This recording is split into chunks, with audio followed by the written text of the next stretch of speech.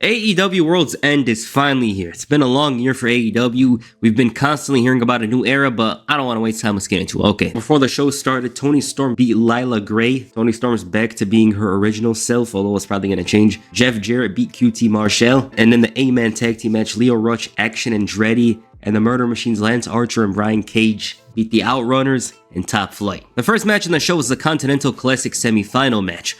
Will Ospreay faced Kyle Fletcher. The moment this match was made, I think a lot of us knew how it would go down because there was just no way Ospreay would go down again. It just couldn't happen. Kyle Fletcher had a standout moment the previous month at Full Gear, and it did a lot for him, which does make me wonder why this match was done. Obviously, Will Ospreay isn't some random mid-carder, but they could have waited a bit for it because that match felt huge. As usual, there was a lot of athleticism from Will Ospreay. Fletcher was more grounded, and compared to him, he looked like a powerhouse because he was hitting some brutal slams and throws. He was also more of a showman. Bloodshed from Ospreay opened way for a huge opening for Kyle Fletcher. This was much different compared to their last match because Fletcher had him down on the aerial attacks initially, but of course he was bound to become a superhero again. It was expected. I think he was selling the blindness in his eye by doing less aerial moves and just struggling and hopping around. He obviously couldn't stop himself, but both men wrestled a much different match here. Ospreay explodes and becomes a super high flyer again, and this leads to the final part of the match. They just like that trading spot here. They happened twice during this match. Personally, I don't really like it that much. Biggest moment before the end was Fletcher getting annoyed with the ref and almost paying the price. Brainbuster wasn't enough from Fletcher, and he followed up with a powerbomb. Still not enough. Ospreay ended up winning it with the Styles Clash. Good match here. It was actually kind of great. It's just their other match was way better. Like, that's the thing about this one.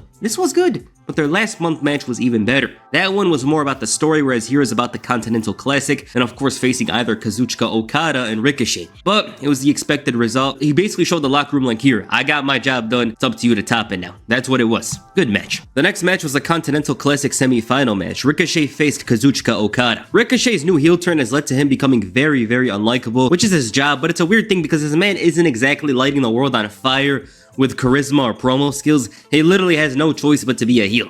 He looks like a clown. They were even chanting he's bald during the match, made him look like a joke. He wrestled very unfairly here. Okada was hyped up as potentially the greatest tournament wrestler of all time, and this match felt just there, which I think is sad. It felt like Okada didn't care much about this one, which kind of makes sense if you see who his next potential opponent was going to be. So when you look at it from that perspective, it's understandable, but only time will tell how that match will actually go down. Ricochet was going crazy. He's a heel now and has to make a name for himself. He's going all out, the backflips, the moonsaults, trying to get heat from the fans. He was so desperate here. You could see it, but he went out with the Rainmaker to set up a rematch between Kazuchika Okada and Will Ospreay. These two have the potential to have one of the best matches in the entire year, but that's just optimistically thinking about it. Who knows how it goes down. This match, I wasn't mad, but I noticed a lot from Ricochet more so than Okada. So, it is what it is. Then he got clowned by the fans and Swerve after the match. The next match was a Tijuana street fight for the AEW Women's Championship. Mariah May defended the title against Thunder Rosa. Thunder Rosa is back in the spotlight once more, and it feels like so long ago since she was in the forefront. Thunder Rosa got destroyed throughout the first parts of the match, and if you're wondering why I didn't talk about the build, there wasn't really much of it for this match. Mariah May didn't find much of a struggle here, and it wasn't until she took a bottle shot to the head. This finally allowed for Rosa to finally get comfortable here. They brought out the tax. Thunder Rosa saw her provoke her father, but went for a pin after this spot for some reason.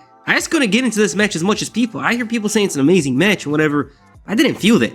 And this was brutal. They had chains, a table, thumbtacks, even ashes or sand from Rosa's father used in the match, but they worked hard. They worked hard here, and I think Mariah May, her run hasn't been the greatest, especially because I kind of forget she's the women's champion, the main champion of AEW. It feels like that's Mercedes Moné. It just doesn't feel that way. Mariah May was never going to lose this, and I think that's what played a part as to why I didn't like this match as much. I didn't feel invested in it. I knew this match was on the card. I just didn't care much for it. They worked hard here, especially Mariah May. She was going crazy here with the heel antics. I do hope her title reign feels more important if she's going to keep the belt, because the AEW Women's Championship is the main title in the company, but it doesn't feel like it's the main title in the company. So there's that. I think I figured out why I didn't enjoy this match as much as I did. It's because the other women's hardcore matches went way, way, way harder. That's the exact reason, yep. The next match was between MJF and Adam Cole. The former best friends finally clash, and it's for the Diamond Ring. Cole had his problems throughout this one with the blood on his forehead and the leg. MJF was mostly one step ahead of him here and was much smarter and colder. Adam Cole is known for being one of the smartest wrestlers, but he paled in comparison to MJF here. He evened the playing field after busting open MJF, and there was a great kick out from him after a combo. He hit the Panama Sunrise and the knee. Matt Taven and Mike Bennett watched on for the outside in shock. They had this moment of hatred with MJF showing so much contempt for Adam Cole, even spitting on him. They both had a huge weakness throughout this one. They couldn't build significant momentum because one way or another they'd go down. MJF was worn out from the blood and was only up because of how much he hated Adam Cole. Cole was still in it despite the knee. Because he wanted to use the diamond ring, he made it seem like Taven and Bennett touched him. This almost backfired, but MJF adapted and did a dirty move anyways with a low blow and then the Heat Seeker to win the match. He's had that diamond ring for 5 years and that was only going to continue. Roderick Strong returned and saved Adam Cole from getting his leg taken out. Kyle O'Reilly even ran in there and made it seem like he was going to go after them because he had some problems with Adam Cole, only to throw MJF in there and give him his comeuppance, and the Undisputed Kingdom stood on top. I say it was decent. I liked it more than some people did. I'm just not invested in the story. It's just hard to like care much about it because I just don't care about the story. I thought they did well with the Heat, you know, like they both tried to establish that they really hated each other, and that helped the match a lot. Other than that, I don't really have much to say about this because I hope they really end this feud. I want to see MJF do something else. Like, I know they had to continue this thing because of the whole devil thing, but I really hope they wrap things up because I just don't really care much about the storyline. The next match was for the AEW International Championship. Konosuke Takeshita defended the title against Powerhouse Hobbs. Hobbs was once a part of the Don Callis family.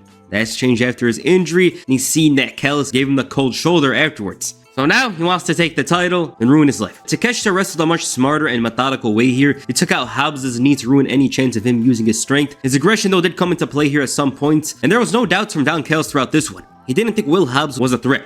So when he saw him build momentum and put Takeshita in tough positions, he was about to pass out. Then he was still a problem though. Picture perfect superplex, the senton, but Takeshita ran into the spinebuster for a near fall. That moment was great. There was no real worry about Will Hobbs winning the title here, but they worked very hard here and made it seem like there was a bit of a possibility for that. Takeshita was also forced to work much smarter and adapt to the situation at hand, thinking he already prepared for it. He worked much harder after this and managed to take out Will Hobbs and retain the title. Good match. It did its job here. I thought this match did its job well here in establishing Konosuke Takeshita as a champion that could fight just about anyone that challenges him. It was well done. I didn't really have a problem with it. Like, there was that awkward moment where they were going to hit the superplex, but Hobbs fell, but it also made sense because of the knee. So there's that. The next match was for the TBS Championship. Mercedes Moné defended the title against Chris Statlander. This was bound to happen again. It was a notable match, and AEW kind of needs some of those woman matches because there's not many classic woman matches in the history of AEW. Mercedes used her intelligence and dirty tactics to get ahead, but since Statlander was such a powerhouse, she could easily change the match with a powerbomb. Instead of the leg, it was about the back in this one. Mercedes went for plenty of moves to target the back, including the Amigos, and she had more than 3, but after all of this offense, Chris Statlander still kicked out. Great kickoff from the package pile driver. Mercedes Moné was still in the driver's seat despite that, and she dropped her with the Money Maker, and despite having the match won by countout, preferred to do more.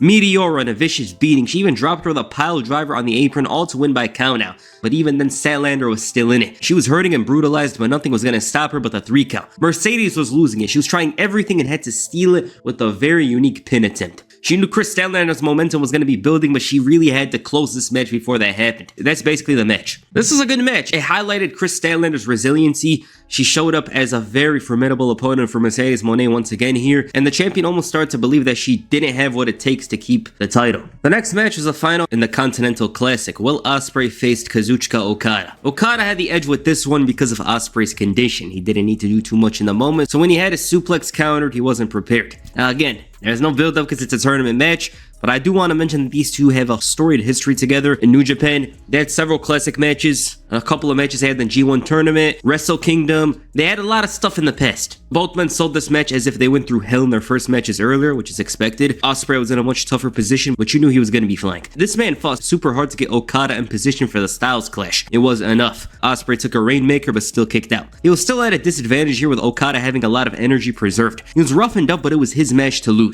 Amazing sequence with Okada getting the Rainmaker countered into Ospreay hitting one. It was crazy, and that crowd was going insane. It was the loudest crowd I've heard this month. Okada dropped him with the clothesline. He couldn't fully get the Rainmaker, and another wild sequence with Okada trying his very best to avoid the Stormbreak. He did just that and hit a vicious Rainmaker for the win. That match went super crazy in the last minutes, and that's what's going to be remembered most, because it was a good match, you know, like it was a good match early on, but once they went insane, once they brought that thing, I was like a crack fiend with it. I was like, bro, I wanted more of it. It brought out a lot of emotions, especially with the Stormbreak. I loved how tight those sequences were. Tokyo Dome-esque stuff here. It felt like one of those finales in New Japan with that single move being the one move they try to avoid. That's what it was. Okada was victorious. He won the tournament here, once again showing that he's a storied wrestler in the history of wrestling tournaments. He's basically like the Cristiano Ronaldo of tournaments. That's what it was. Then after the match, Christopher Daniels stepped down from his position of EVP, and it was going to be the returning Kenny Omega who was going to present Kazuchika Okada with the belt. This was a great moment to see Kenny Omega back. He's back in the form of an EVP, I believe. But it does seem like they're teasing something for All In. All In's kind of far out, but they're probably teasing another match in the storied rivalry between Kazuchika Okada and Kenny Omega. It's good to see them back together in the same ring. I remember a long time ago, like 2017, 18, every once in a while, you talk about something, then you'd hear about Kazuchika Okada and Kenny Omega. Their matches were almost like the standard bearer of what a wrestling match should be, and it's cool to see them once more here. They also tried to make it seem like on commentary that Okada felt upstaged by Kenny Omega's return. You know, like he worked hard to get to this point and win the tournament, and it feels like it's been overshadowed because of Kenny Omega. They might play a part into getting this match to happen, but we'll see. It was good. And the main event, Jon Moxley defends the AEW World Championship against Switchblade Jay White, freshly squeezed Orange Cassidy, and Hangman Adam Page. So the Death Riders have been running rampant in AEW, and it's not been a story that's grabbed much attention. A lot of people do not care. I like the ending of Full Gear, but it didn't lead to something interesting. Not to mention Darby Allin isn't even in this match. It just wasn't much. Now with that said, this match was very divisive. It had some good, the fact that the three men teamed up to go and gang up against Jon Moxley, but it was harmed by the constant interferences from the Death Riders, not to mention the fact that we all knew how it was going to end. There was parts of it I liked, you know, there was some parts, transitions, they went crazy, great stuff, but the match itself wasn't that good. It was one of the more disappointing main events in AEW history, pay-per-view wise, obviously. I just don't know what they were thinking there, because it wasn't even about putting on a show, it was just about getting it over with, which is the absolute worst thing, because this Death Rider story has been a massive failure. It's not a success, and they're just putting in the lowest effort here. It should have been a much better match than it was. You know, the guys, they worked hard in there and all that, but the way it was booked was just questionable. You know, Death Riders are always going to interfere, and it's getting annoying. Moxley retained the title. I wouldn't say surprisingly, but the moment he did retain the title was surprising, because we all knew he was going to win this. There was no way he was going to lose this match. It's just surprising the match ended the way it did. You know, Jay White dropped everyone in sight, including Marina Shafir. Then Mox comes in with a Death Rider. Then afterwards they try to take him out. This leads to FTR's return, and I thought it was good to see FTR back. They're one of my favorite tag teams in AEW. But it wasn't just them, it was Adam Copeland. Adam Copeland, the Rated R Superstar Edge, whatever you want to call him, is back. I was excited to see Edge. However, I'm not so excited to see him feud with the Death Riders. Adam Copeland had done well for himself upon his debut in AEW. He's a good hand around. He's had great matches, and he's actually worked hard. It's just with this whole Death Rider thing, he's probably going to be used to put them over. Like, I would accept the title reign because the Death Riders thing isn't even good. This is not Mox's best run, not to mention anyone in that match potentially would have had a better run than him. So it's like, are we actually losing much if Mox loses the belt? Now, with that said, I'm happy to see Adam Copeland back. I just don't really want to see him feud with Jon Moxley, because it's not going to lead to a title change. And again, I'm not craving an Adam Copeland title reign. I'm just saying anyone would be better than this whole Death Rider story. Alright, that's World's End. This event, I think it was slightly better than last year's. Last year's wasn't much to talk about, but here, there was a lot of enjoyable matches. It's not going to make some viewer be like, hey, I want to tune into AEW every week now. It's really not. It's not going to be one of those shows. It wasn't. It was nice to see Kenny Omega back. Okada really worked hard in second match, especially near the end. He went crazy. That was the best Okada looked in AEW. Other than that, yeah, it's just a show. I thought it was decent, but it wasn't like a great one. It just wasn't. We're not going to be shilling for this one at all. I don't really have much to say about this one. Alright, what do you guys think of World's End? Please comment down below. That's it for this video. The Stormbreaker on the like button, and perhaps the Spear on the subscribe button. Peace, I'm out.